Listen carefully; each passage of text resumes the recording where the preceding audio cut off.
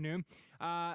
Most of that activity clears out as we roll into Friday morning. In fact, by early Friday, the only lingering chance of showers is going to be along the coast of Labrador with a sunny start elsewhere. We're looking at a mix of sun and cloud throughout the day tomorrow, right across the island. Slight chance of some isolated shower activity in the afternoon and evening across central and eastern Newfoundland, but nothing to be too concerned about if you do have some outdoor plans. Highs for Newfoundland in the 22 to 25 range for most of us. Highs in the teens for high teens for the west and southwest winds along those areas of the coastline. Friday also looking nice across Labrador. Mix of sun and cloud, highs in the 17 to 20 range. Saturday is going to be the pick of the weekend with some showers building in for Sunday across most of the region. We'll talk about that in full detail tonight on Here and Now, 5:30 in most of Labrador, 6 o'clock on the island.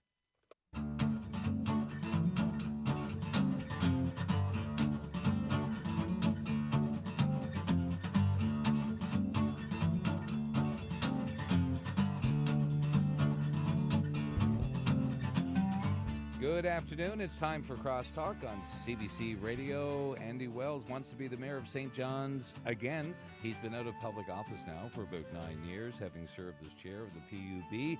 His detractors are lining up, and if nothing else, this should be an interesting campaign. Our question today on Crosstalk: would you vote for Andy Wells? Call 722-7111 or long distance 1-800-563-8255.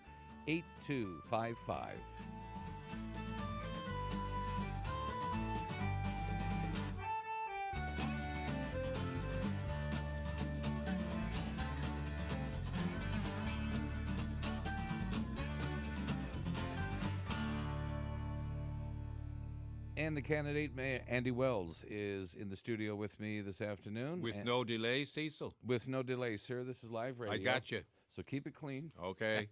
I'll advise our listeners as well to keep it clean. Feel free to call. It's a family show, Andy. Yeah. 722 No problem. 722-7111 or long distance 1-800-563-8255. And CBC's Facebook page is now live. So you can watch this on CBC Newfoundland and Labrador's Facebook page right now on Facebook. Feel free to drop a comment if you like. You can watch and or listen that way. Mayor, I have an old habit because I covered you for so long. I keep referring to you as Mayor Wells, and I have to stop doing this.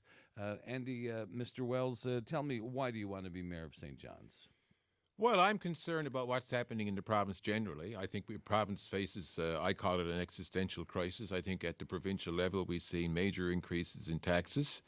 I think we face some severe problems with the electricity side of things in the province. And at the City Hall, to cut to the chase, in the last 7 years or so, we've seen the municipal budget increase by 75%, I think it is. It went from, as of January 1st, 2009, from $172 million to the end of 2016, $304 million. $129 million, I believe it was, has been taken from city taxpayers. I think that's unacceptable. Mm-hmm. So my first commitment is... But doesn't it make sense, though, Andy, when the revenue goes up, the money has to be spent? No, that's absolutely unacceptable. That is precisely what is wrong with the municipal government. I deal with that. Citizens of St. John's should not have to pay in their municipal taxation any more than is necessary to provide a reasonable level of service. Adjusted for inflation, I would argue that the municipal budget probably should be around $215 million. There's been an unconscionable level of waste and spending, and some of it, by the way, in a municipal sense, I want to emphasize, violations of municipal bylaws, illegal, and it's unfair to taxpayers. 56 cents of every dollar that you pay in taxes now, I believe, goes to wages. So on a $1,000 tax bill, you're paying $560. There's the average salary now. I used 92 is probably going to be, if present trends continue, very soon it's going to be $100,000. That's about 2.5 times the average salary of the median salary in St. John's in the province. But I remember when all that money was pouring in. Let's look at the last 9 years, and when oil was king.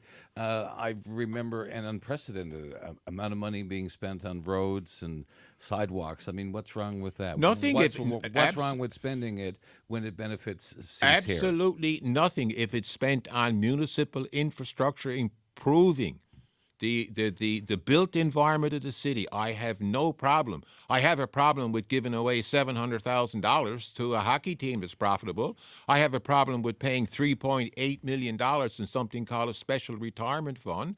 I have a problem with giving $600,000 in wage increases to the top 10 bureaucrats at City Hall, went from $160,000 salary to $220,000. I have a problem trying to buy land. They tried to buy a bunch of land out in the Galgay development. They didn't get away with it, but they wanted to spend $5 million of our land, or our money, buying land that we may need, somebody may need 15 years down the road. It's that kind of thing that I take grave offense to, and there's absolutely no control. And what's worse, I guess, it's certainly as bad, is that all these decisions were made in secret behind closed doors. So what I'm trying to do to give the people of St. John's a break is to spend less of your money, but what we spend, we will spend in the public chamber. We will bring back the public meeting as the most important, operating principle of the city. You will see. You won't pick up the paper or pick up CBC Saturday morning or Friday night and find, they just did this, they just did that. They passed that 2016 budget in about 15 minutes in a public chamber. There was no discussion. There was no debate. I talked to citizens around the city. My taxes went up 30%. My taxes went up 60%. I think Bob Hallett told me his taxes down where his premises went from 7,000 to 24,000 or something. I mean, all over the city, homeowners it's outrageous. Andy Wells wants to be mayor of St. John's. We're asking you today, would you vote for Andy Wells? Call 722-7111. Or long distance, the number is 1-800-563-8255. We're also live on CBC's Facebook page today. That's CBC Newfoundland and Labrador on Facebook. You can watch or listen there, and also feel free to leave a comment. We do have a call from Julie. She's on the line from St. John's. Good afternoon, Julie. Would you vote for Andy Wells? I'd like to hear his answer to a couple of questions, but I think he's on a lot better track starting off the bat than what we are for quite a long time, particularly in the mayor's chair. Okay, and did you have any questions for Mr. Wells? Well, let me ask Mr. Wells. I always thought that a municipality, under most of the different laws, says we will provide you citizens XYZ services, and that costs X dollars. And there's a cost to providing those services and wages and that sort of thing. And we're only allowed to charge you enough taxes to cover all those costs. Is that more or less it in a nutshell?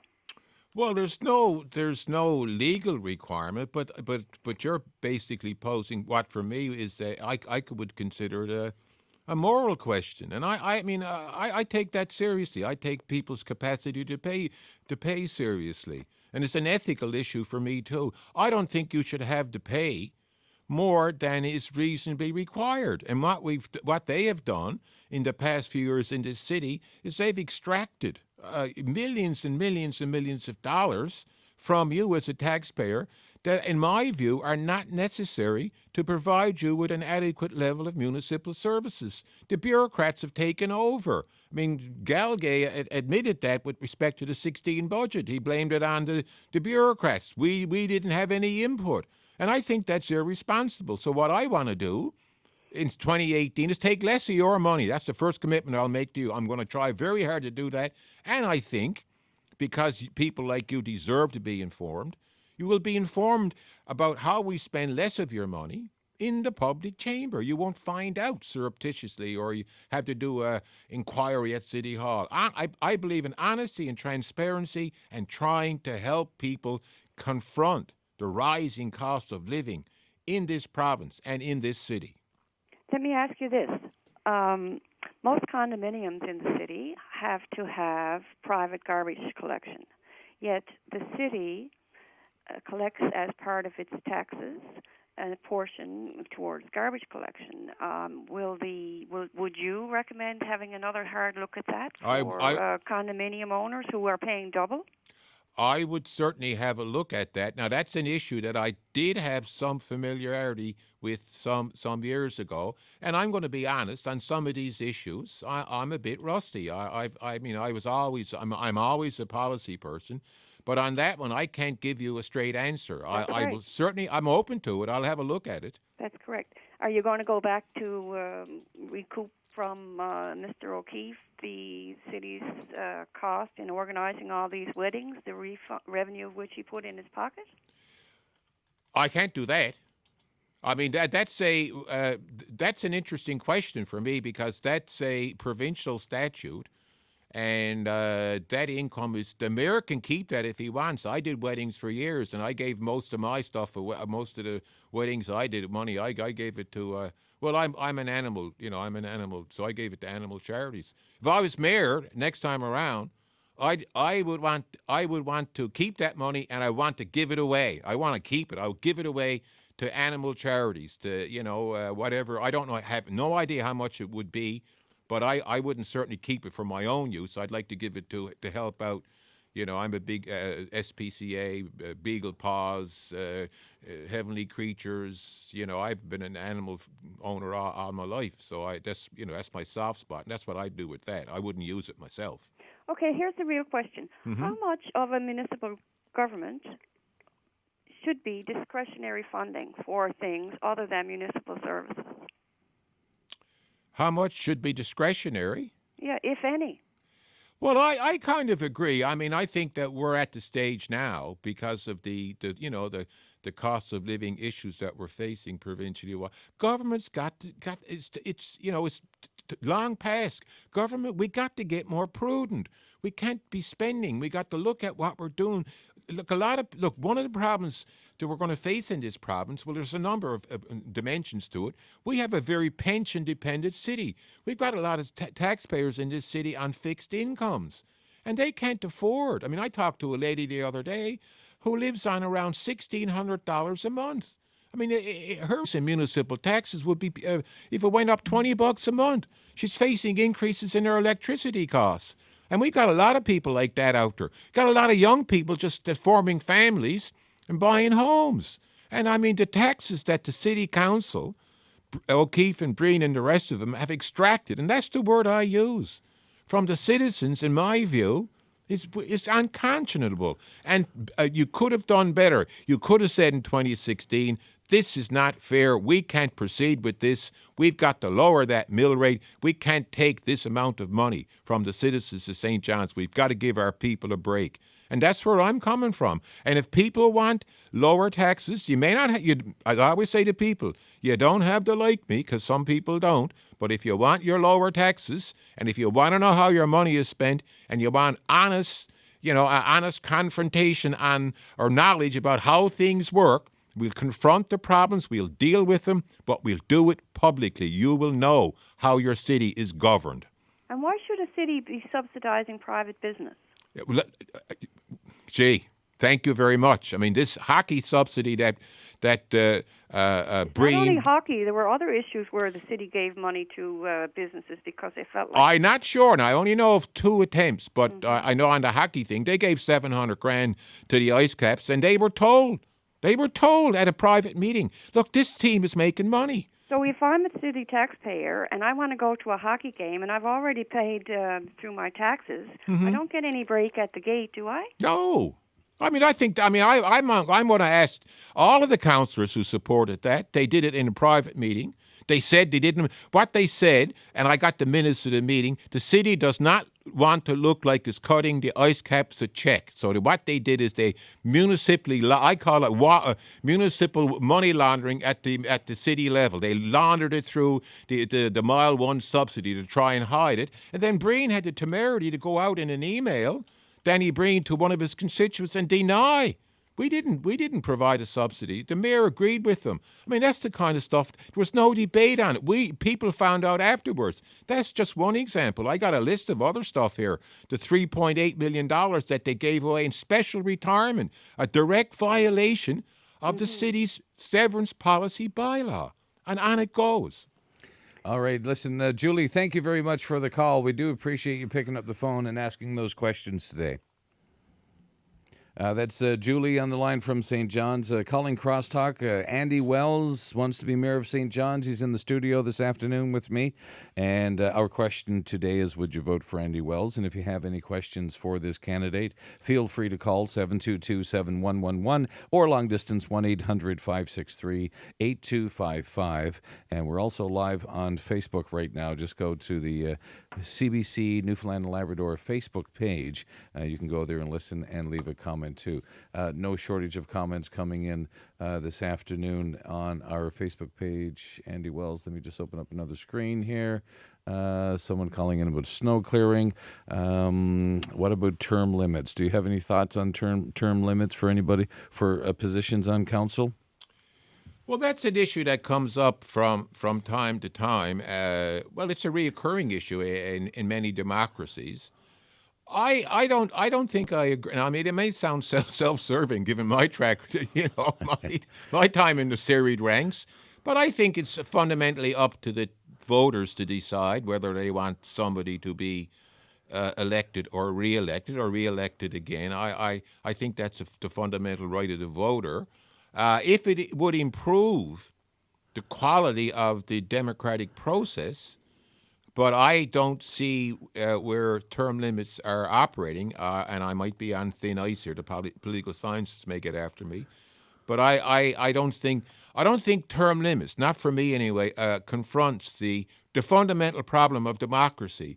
And for me, the fundamental problem of democracy is just because you vote democratically for a government does not mean that government is going to serve your interests. And that's a fundamental flaw in the democratic process.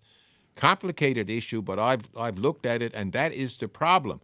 You vote in you go to the polls and you vote in a group or a bunch, but they don't serve the taxpayers' interests. And what we've got at City Hall is spin, is manipulation, lack of candor. Nothing matters. Whatever you can get away with, you do. And I don't know whether having term limits or not would really address that issue. I'm looking at a comment from Chris on our Facebook page, CBC Facebook Live now with Andy Wells on Crosstalk. Chris says Andy Wells, he's a bully and has to be called out on this. Mm-hmm. How do you respond to the claim that your style or your approach is inappropriate? Well, I think that I can get excited. I've had my moments. But you've got to look at a record. I mean, I served the people of this city for many, many years, and I have an excellent record with respect to dealing with people at City Hall. There have been moments, and I understand people's concern on that issue, and time's arrow flies in one direction, and you perhaps with the passage of time you make adjustments. That's not going to be an issue for me. In this, whether people are prepared to accept that before, I can't do anything about. Mm-hmm. What has happened. You can't, as the saying goes, unring the bell. But I am dedicated. I've always look. When I left City Hall, Cecil, by way of I closed out a file. I call it my Happy Camper file. I have 4,700 names in it. People over the years who had come to see me at City Hall in one form or another. They didn't consider me a terrible person, but I accept that criticism and I'll try to deal with it. Will you change? Yes, I hope so. I should. I've been told. I got people who tell me off regularly. I'm not. Let me tell you, they tell me off regularly. So yes, that will be a matter that it will be front and center. One more quick question. You've changed your position dramatically on amalgamation. Yes. Why? Because I don't think I'm not in favor of larger governments. I'm in favor of smaller governments. I think that municipal boundaries, when you think about it, are largely artificial. I mean, what's the boundary? Do you know where the boundary of Paradise and Mount Pearl is? You don't know. Sadly, I do. Kenmount Road. But I mean, I guess what I'm trying to say, does it really matter? I mean, there's people move across boundaries. It doesn't affect you socially or economically. So the question is, can we have optimal boundaries where costs and benefits are fair and reasonable? And all I said, and I want to make this clear, respect the Southlands, all I said is that that's a community out there, if it can be shown that they can get a better deal from Mount Pearl than they can from St. John's, and there's no cost to the citizens of St. John's, or we even save money, well, why shouldn't they be allowed to go? I mean, does it matter to us? Does it matter how big our boundary is? Doesn't matter to me. What I want is a situation where you've got tax efficiency and cost efficiency. Can we do better? I don't know. All I'm saying is it should be studied. Yeah. And yes, I have done 180 degrees on the amalgamate. I'm a de-amalgamator, if anything, or certainly the status quo right now. I want to go to our next caller. It's Jan on the line from St. John's. Good afternoon, Jan. The question we're asking folks on Crosstalk today is, would you vote for Andy Wells? Well, that's not something I would commit to publicly in any way. But I do have a question for Mr. Wells that would certainly influence if I would vote for Mr. Wells. So I live in St. John's in the East End. I live in the Penny Crescent area. Yes. There is a development company that has been trying to develop what is left of the Anglican Synod wetland. Can I stop you right there and Sure. tell you that was ridiculous? The fact that application, is this what you're talking about, wasn't the rezoning application? Yes. Well, that was ridiculous. The city has an open space bylaw. That application, as far as was totally and completely contrary to the bylaw. This council of the day, I think what they were trying to do was ingratiate themselves with. They should have told that developer to get lost. We're not changing the law. Open space, the city's open space policy is inviolate. So did I make myself clear? You didn't. You made yourself extremely clear, and I appreciate knowing your position on it. Okay. And that was have you my changed your mind? Question. Have you moved from the doubtful? Have I got you at least in the doubtful possible column? Oh, you're laughing. That's a good sign. No, you have me. You definitely have me in the. No, to be serious on that, I was actually appalled that would ever be considered. I mean, that was ridiculous. These people who decided to entertain this application, I guess they were trying to play games with the taxpayers and show how virtuous it was totally and completely absurd. I mean, I know that guy. He came down to see me on a number of occasions, and I told him, to get lost. We're not. I mean, it was beyond. It was one of the worst examples of how silly this council really is, that they would entertain an application to take away open space in this city. Listen, this city is. We got lots of. Where else in the city can you jump in your car and in 7 minutes be in the woods? Well, I really do appreciate your sentiment on that. I did attend the council meeting the other night, and the question actually came up from one of the councillors: why can't we just reject it now? And can we prevent this developer from coming back multiple times? Because I understand this is the third or fourth time he's been back. And the lawyer for the city said, well, those are the rules. He can come back as many times as he wants. And so that's frustrating. So I'm just wondering how that sits against what you just said about Look, you can't stop somebody from making an application if he decides to come back. I mean, I guess I don't know what's the problem with no. Am I making myself clear? The answer is no. What don't you understand about no, Mr. Developer? And he can reapply, sure. But I mean, if I was mayor, I would instruct the staff to say, if that guy brings an application in, I don't want to know about it. Throw it in the garbage. Tell him to go home. Well, I appreciate. I hope I your wasn't being service. too impolite there, but that's why I'd handle that. And Jen, I was hoping to ask you a question. A lot of people jumping in on Facebook saying that Andy Wells has had his run as mayor, has had his turn on council. One person on our Facebook comments earlier this morning described him as a dinosaur. It's time for new people. Do you feel that way? Well, you know what? I'm a woman in my 50s, and I'd hate for somebody to tell me, well, you know, you've contributed everything that you can contribute to the world, so go retire. So, no, I'm not ageist. I appreciate what people are saying. I think it really depends what the individual brings to the table. And if Mr. Wells is able to convince people that he is bringing new ideas, new approaches to the table, then he certainly deserves an opportunity to prove that and let people vote for him. Well, can I say something?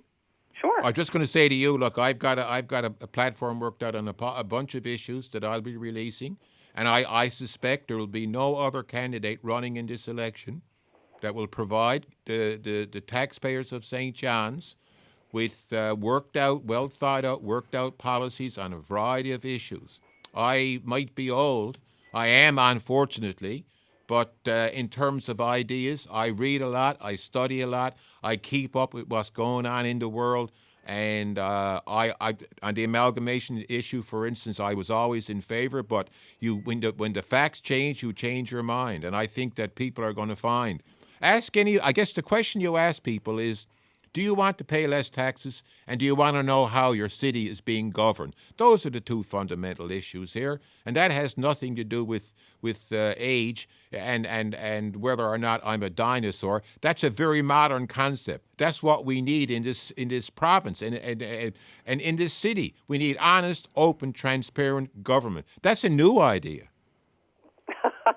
Sadly, that's true. Yes. And Mr. Wells, you talked a little earlier about democracy. Paying attention to the news every day. I'm extremely grateful to live in this country because we do have a democracy. Sometimes it works, sometimes it doesn't, but at least we have the opportunity to have our voices heard. Yes. And so we will all have an opportunity to have our voice heard in the coming election, and I wish you the best of luck. I wish all of the candidates the best of luck.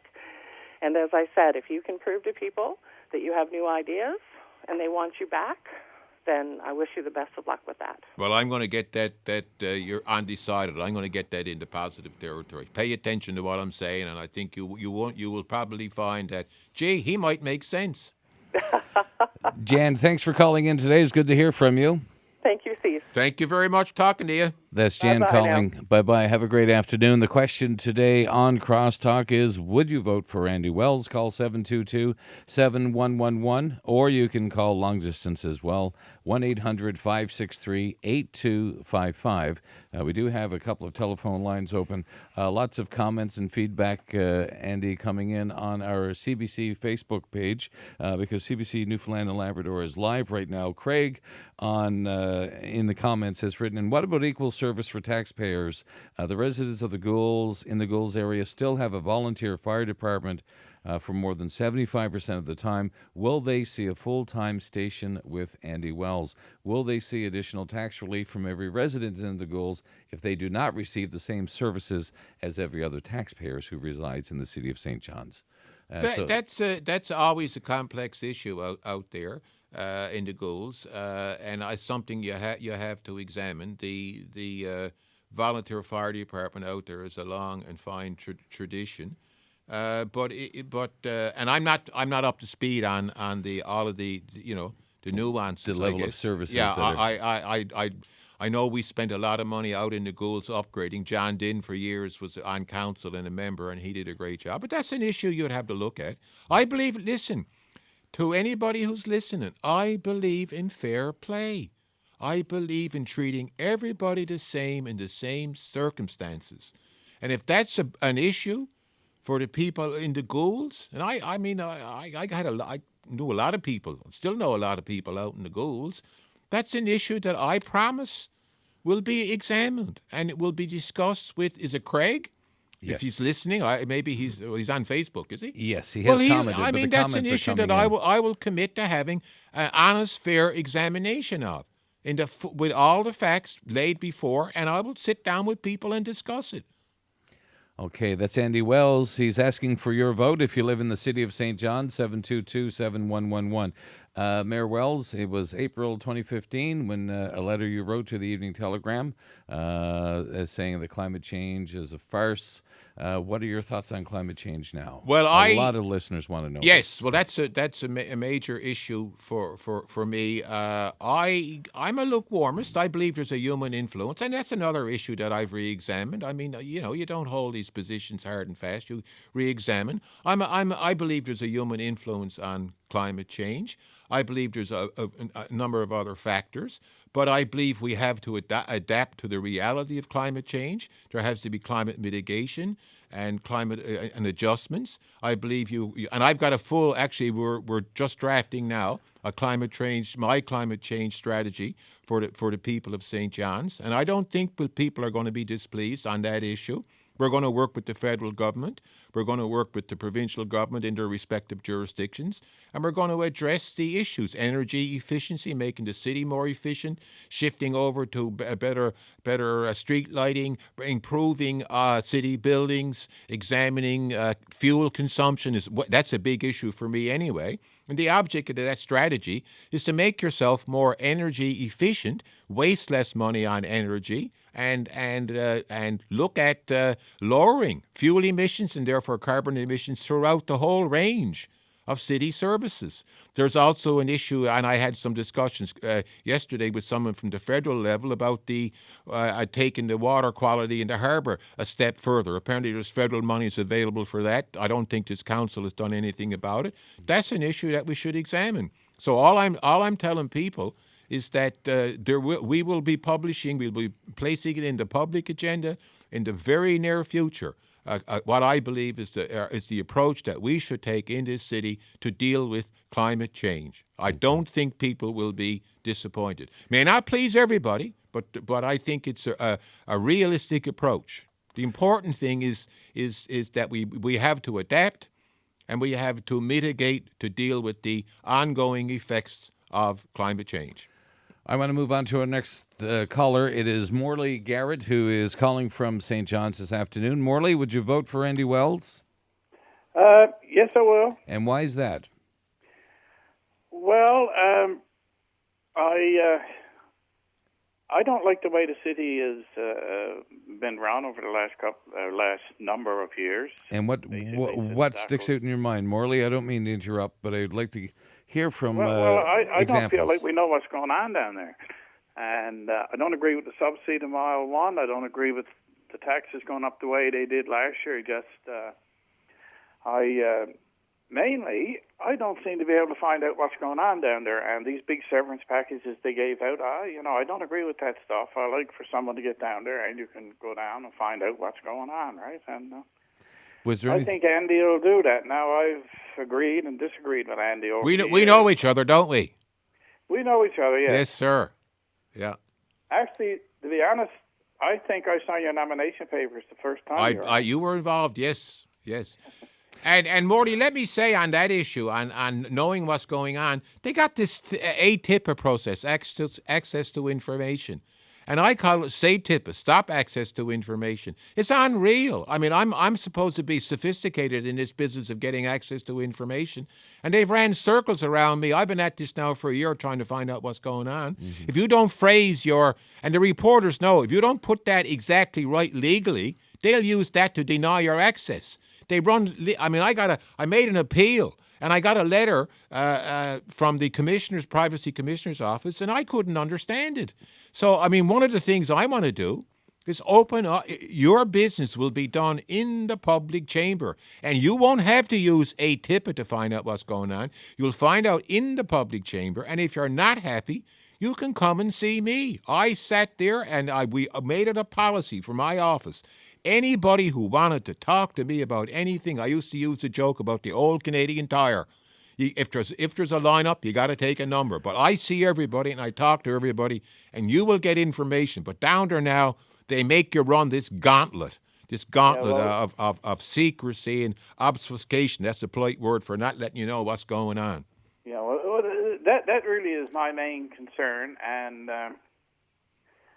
Mr. O'Keefe, and I don't want to be cruel, I call him Cruise Ship O'Keefe. He's more interested in that sort of thing. But the thing is, they have a public relations person down there you got to go through now, and all these hoops you got to jump through, and you phone down, and my taxes went up, and to get information, I went down to the appeal and all this sort of thing, and I'll vote for you. They don't merely have a public relations person; they got a fleet. I mean, it's unreal. I can't find out how much they spend. I got it up to $1 million. But I think it might be more. But I mean, I don't have time. I mean, I'll be dead by the time I get the answer to that one. And I'm, in spite of my age, Cecil, which is an issue, I'm feeling pretty good. And your age has come up. Yes. When we were talking earlier, I mentioned this to you in our Facebook comments since you announced. Yeah. Your age has come up time and time again as an issue. How old are you? I am 72, heading to 73 very, very soon. Are you too old for this? I don't think so. I mean, I've had my health issues, but I go to the gym 4 times a week. I do a lot of push-ups. I've surprised myself. I do a lot of, I can do a lot of crunches. I stay fit. I walk every day.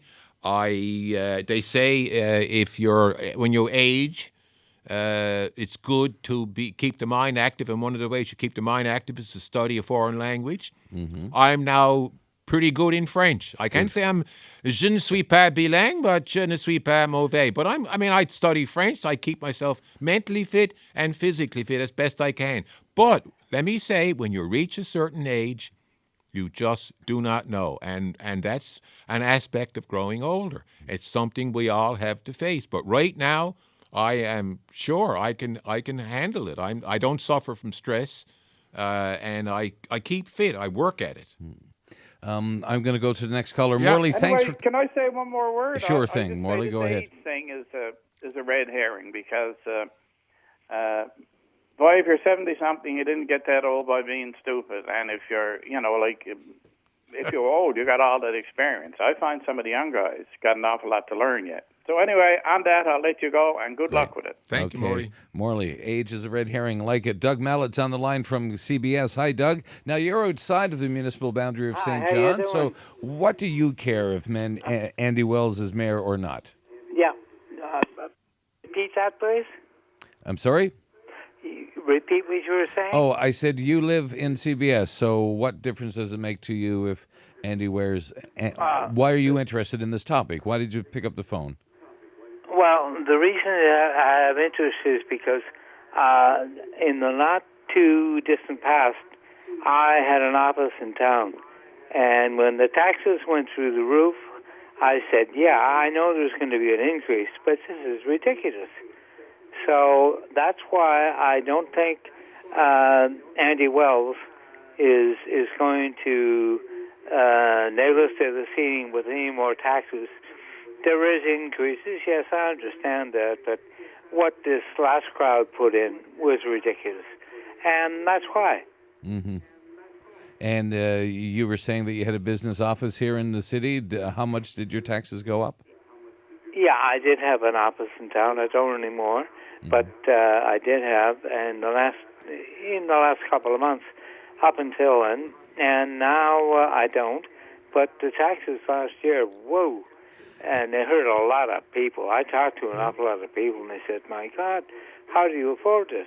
Mm-hmm. So I don't think, I understand upswings in taxes, but last year was ridiculous. It was a big one. Mayor Wells, you talk about lowering taxes. That means less money. Where would you cut spending at City Hall? Well, right at the top, first of all, starting with all these extravagant deputy ministers, deputy city managers, I think they're called. They were all created behind closed doors. They didn't announce it. They didn't discuss it publicly. I'd like to do a review of that. I'd like to do a complete program review of every activity in the city to see what we can, where we can make changes. layoffs.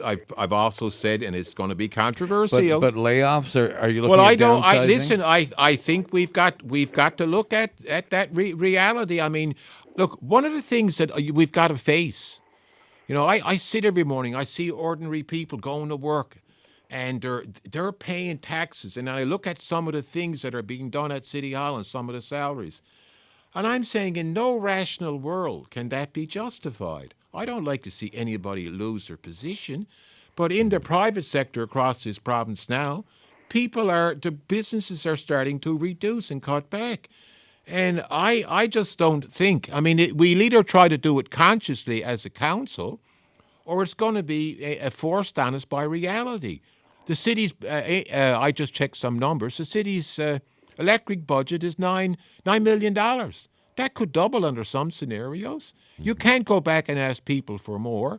People should have to pay less. But so I'm going to look. I think it's all on the table, and it's got to be looked at. Other than top management, though, I mean, where else could jobs go? I don't know. I mean, I'm not trying to be. I'm not trying to evade. But we have. I assume they're still on the program review.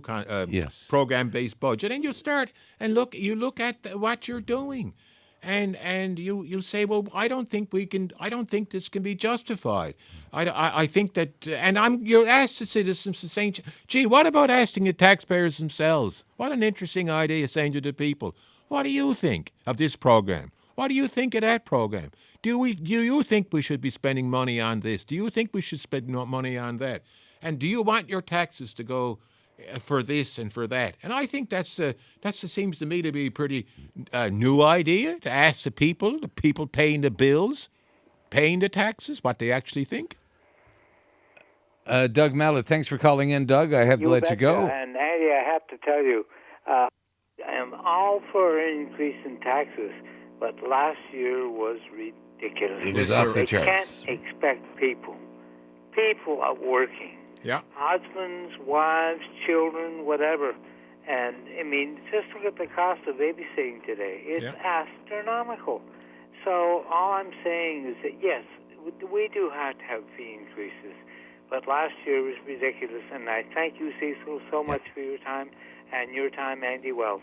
Thank you, Doug. I appreciate that positive feedback, because some of the feedback on Facebook about this show hasn't been positive today. Before I get to Jeff Chalk, what's wrong with you? I thought you were a nice guy. There are a lot of people think that, a lot of people have a different opinion about the content of today's show, thinking maybe I should have all the mayoral candidates. But the deadline is not until the end of August, so that's when the campaign does officially start. Cindy Kendall, though, on Facebook, Andy Wells, wants to know, would love to know how Andy Wells supports the arts community. Well, listen, we have a very vibrant arts community in the city, in this province, and you've got to provide support. Absolutely. I mean, to the degree to which we do, I don't have the numbers now with respect to the current situation, but the arts. I mean, sure, governments do that. That's one of the programs that are important. It has to be examined, and I can't give you. Is it Cindy? I can't give her a concrete answer, but in our province, Cindy, we're famous for our. I mean, Newfoundland culture is grand, and I think And she goes on to say it's a big part of the younger generation audience, and it's a big part of what's going on visibly in downtown St. John's. Well, you got a lot of. I mean, one of the things that concerns me is what kind of a future are we going to have for our young people in this province with the kinds of things that we're facing. And when you talk about economic growth, the economic growth in society comes from your young people. Young entrepreneurs and young people with good ideas, young entertainers. And I'm concerned that we're creating an environment that's going to stifle their possibilities. You can't tax people to death.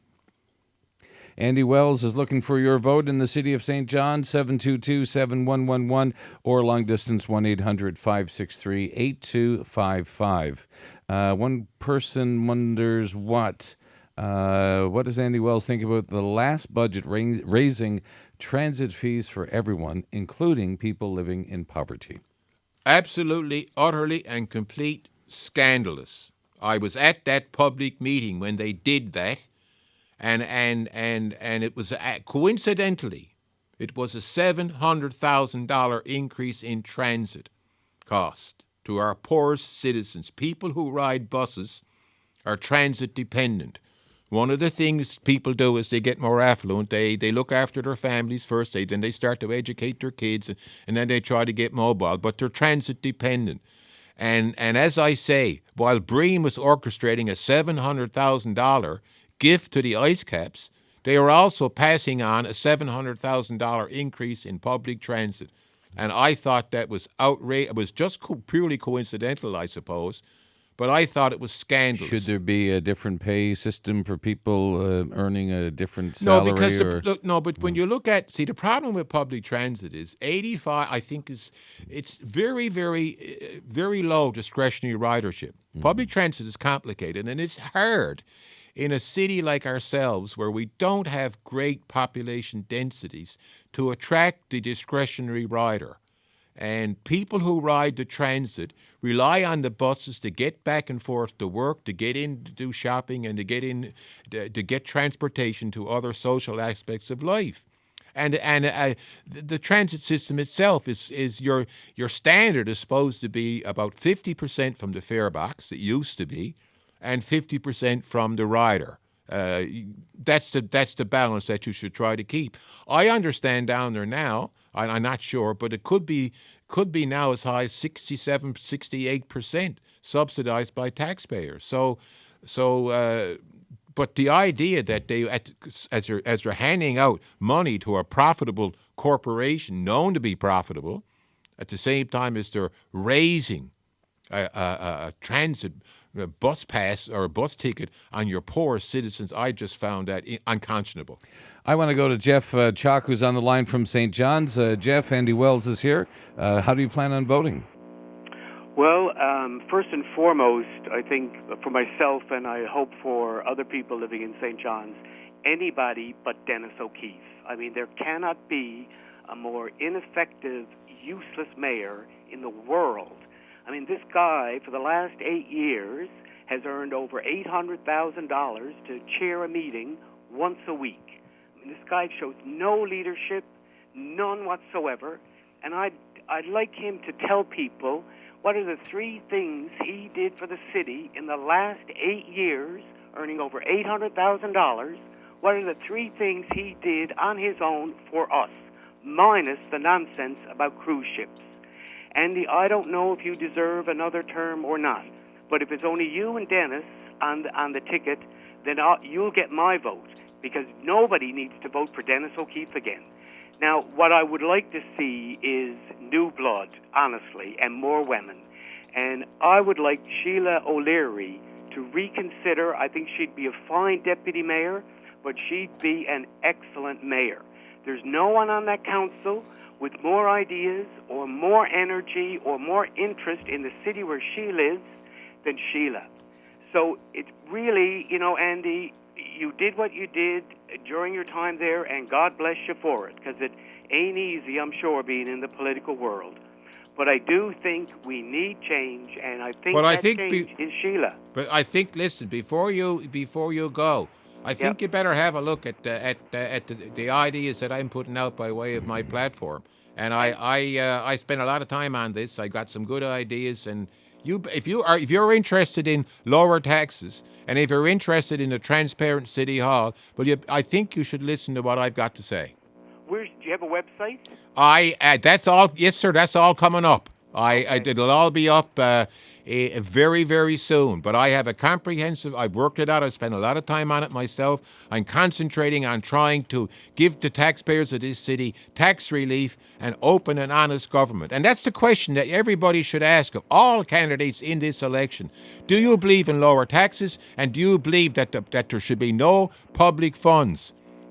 All public funds, should be spent at public meetings. There should be no public funds spent at private meetings. That's my position, and I think you should seriously have a look at what I'm saying. Yeah, I will look, and I agree with you. It's public money. It's ours to spend, and the decisions need to come back to the public.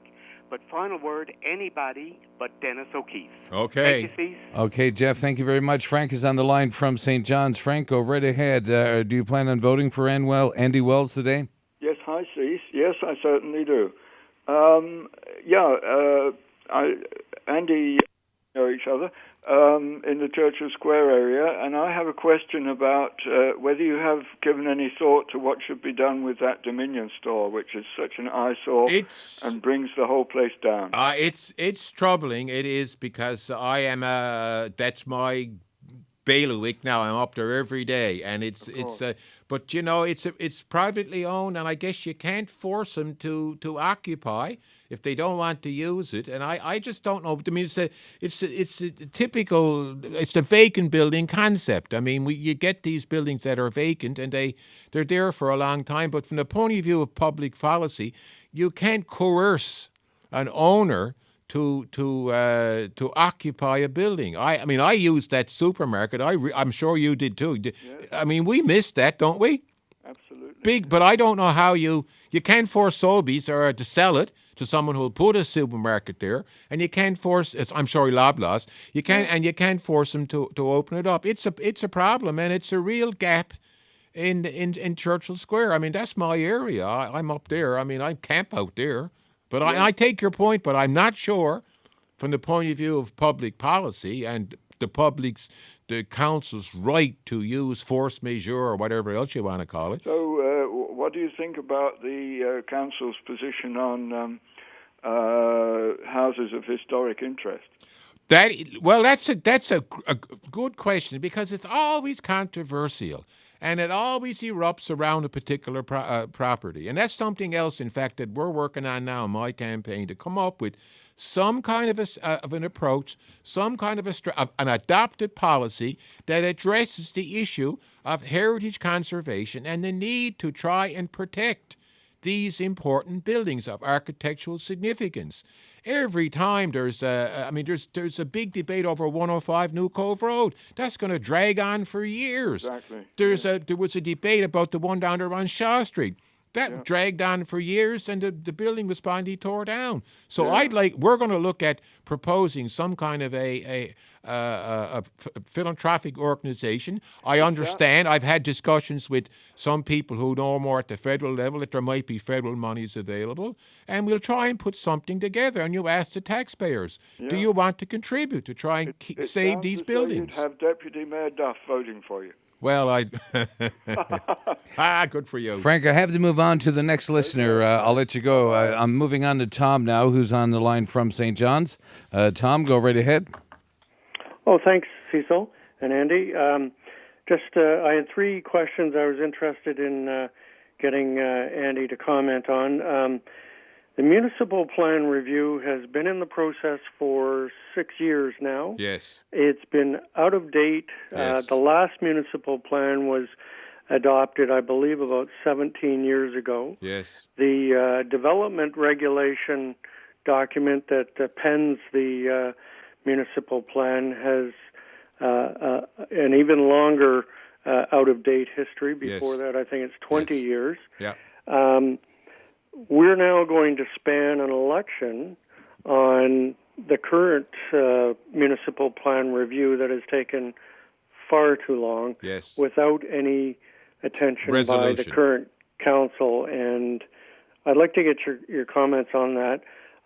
Related to that is where is the new heritage bylaw that is due to come out, where it was taken out of the municipal plan and put in under, I think, some of the legislation related to the City of St. John's Act.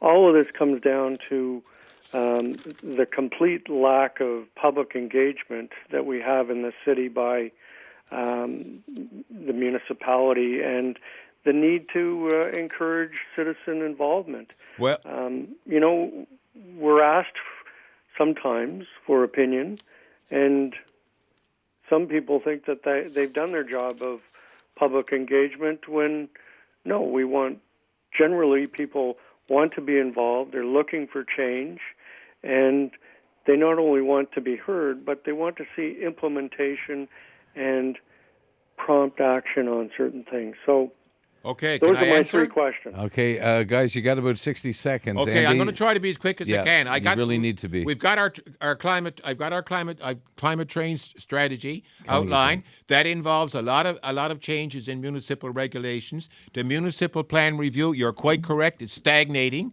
That's unacceptable. So one of the things that I would do, if by the way I pass the test, is to start that process right away. A comprehensive review of all aspects of the city, the transportation system, the housing, open space, heritage regulations, the implications of the climate strategy, and bring it all together under a comprehensive municipal plan review, which we will start right away. And I will just say, come on, guys and girls, we got to get at this, people, planners, and you as a citizen, all as the citizens of the city, you will be asked, but in a public forum, to make your comments known to how we will move this forward. I don't think you'll be disappointed. Tom, thank you very much for calling in. That's Tom calling into Crosstalk this afternoon. And yes, of course, we will have all of the other mayoral candidates on this show.